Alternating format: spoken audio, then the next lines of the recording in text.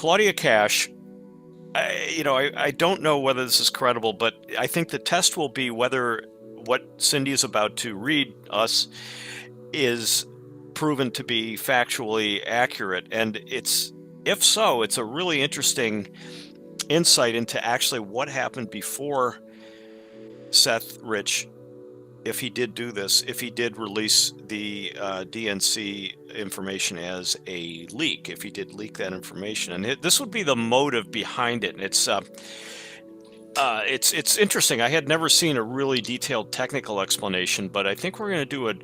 If Cindy, if you're ready, is just to pretend that you're Claudia Kash, and if you could voice out the very interesting set of details here about why Seth did what he did, according to this individual. I will begin with quotation, just so everyone's clear that these are not my words. Quote, "There were 2 sets of polling places this primary season. One set for most of the voters who went on state websites to find their polling locations, and a second set for Hillary Clinton supporters who looked on Hillary Clinton's website to find their polling location." Quote, "The Secretary of State for each state had one set of locations on the record. The other set of locations, the ones listed on Hillary's website, were not on the state record." Quote, "I know this because I looked on her website to find where a friend should vote, then double-checked the state website, which showed a different address. I thought there must be a mistake. I kept checking right up to Election Day." Quote, "But until they killed Seth Rich, I couldn't figure out why there would be 2 different polling places. This is how I think the scam worked." Quote, "While most voters look up their location on their state website, voters who were signed up as Hillary Clinton supporters would be directed to her site to find their polling place." Quote, "It was set up the same as any other DNC polling place, with DNC volunteers, regular voting machines, etc., and a duplicate voter roster, the same as the roster at the other polling place."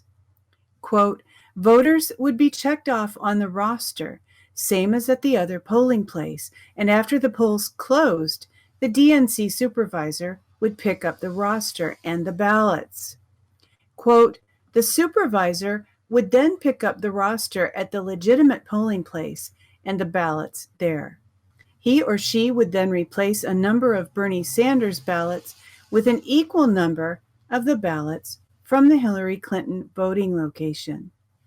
Quote, "Then the duplicate roster from the HRC would be shredded and thrown away, along with all the Bernie Sanders ballots that had been replaced. That way, the number of people who voted on the remaining roster still matches the number of ballots." Quote, "This is why so many states reported a lower than expected voter turnout. Seth Rich, who was responsible for the app that helped voters find their polling places, did not realize there were 2 sets of polling places until he himself went to vote." Quote, "He lived in Washington, D.C., which voted at the end of the primary season, a week after Clinton had already been declared the winner. I believe he discovered it then and had started asking questions about why the polling places on Hillary's website didn't match the ones on the D.C. website. But even if he didn't say a word to anybody, it would have been dangerous to let him live. He would have figured it out sooner or later, and he would have reported it when he did." End quote.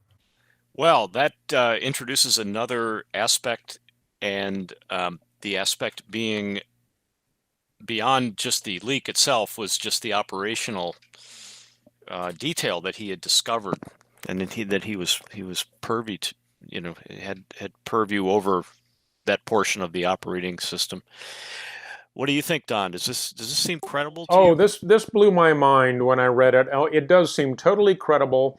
And then, of course, where the mind immediately goes after something like this is discovered is, my gosh, why haven't we heard about this? I hope they're not going to be allowed to do this again. And then I realize what the whole Trump administration and Justice Department under Barr strategy is to allow the enemy to make the same mistakes / crimes again and catch them in the act. So if you tip off the enemy that they got away, if they think they got away with it, they're likely to do it again, and it actually becomes a trap. And it's not entrapment per se, which is illegal, but you're just not catching the criminals until you are darn sure that you have the information to convict them of the crime.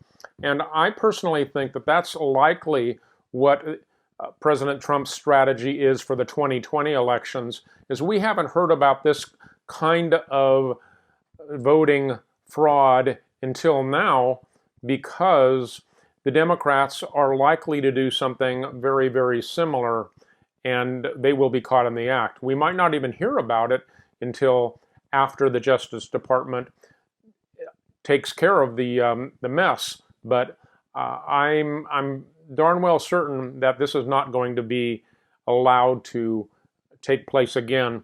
And if it does, it will be not allowed to be processed as actual voter fraud. Republicans can be upset about this, right? I mean, outraged even. But the real victims here and the people who should be outraged is actually Democrats. I think there's still a great number of people who just out of loyalty have remained Democrats, and they probably don't share a whole lot of the ideals of other Democrats, of people like Hillary Clinton, but out of loyalty they remain Democrats.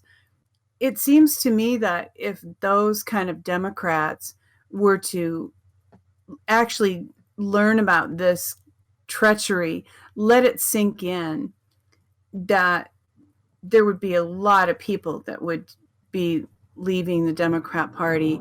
And of course, we know a lot of Bernie supporters tended to be bitter anyway, for other reasons. We could get into those sometime. I think we've already done a show about that. But in this instance, this is Bernie was harmed, yeah, but these people were harmed. Their votes, in effect, were thrown away. And God help people if they're willing to vote by mail, because that can be elevated to a much higher degree of treachery for many more people. But I hope that Democrats find this out, not because I'm now a Republican, not because I want any kind of revenge, but because these people have been manipulated. I don't like to see people be manipulated. And I hope that they're able to realize what was done to them by the, evidently, I mean, if we're accepting this at face value, if this is real and this is genuine, then it was the Clinton campaign who manipulated and abused all these people. Dear curious seekers and experts, we thank you for joining us for this presentation. We hope that you have enjoyed it. We hope that you have possibly learned something, or at least been inspired to think about this situation once again. If you have enjoyed it, we ask that you please click like, share this video, subscribe to us on YouTube, subscribe to us on BitChute, follow us on Twitter. As you can see, we have a very lively Twitter stream. And if you have a moment, please visit our website. Again, thanks for joining us. And until next time, stay well and take care.